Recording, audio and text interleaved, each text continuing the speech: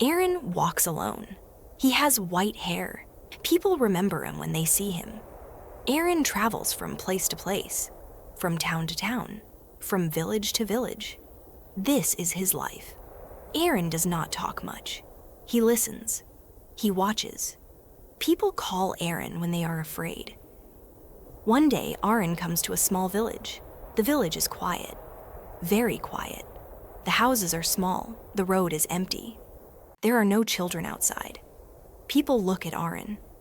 They do not smile. They are afraid. Aaron stops in the middle of the village.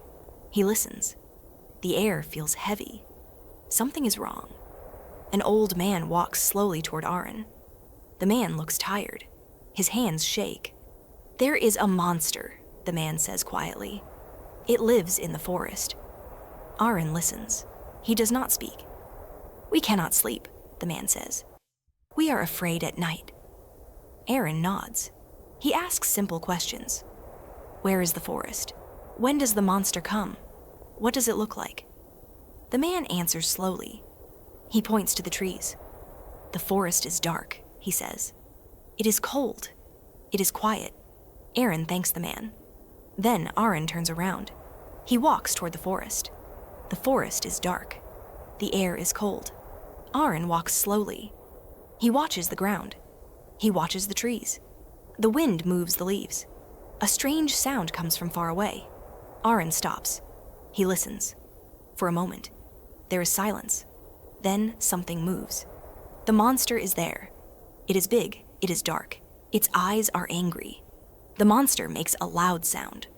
Aaron stays calm. He breathes slowly. Aaron takes his sword. He waits. The monster moves closer. Then it attacks. Aaron moves fast. His sword is sharp. The fight is short. Very short. The monster falls to the ground. It does not move. The forest becomes quiet again. Very quiet. Aaron stands still. He listens. Nothing moves. Aaron puts his sword away. The monster is gone. The job is done. Aaron walks back to the village. People see Aaron from far away. They stop and watch. The old man walks forward.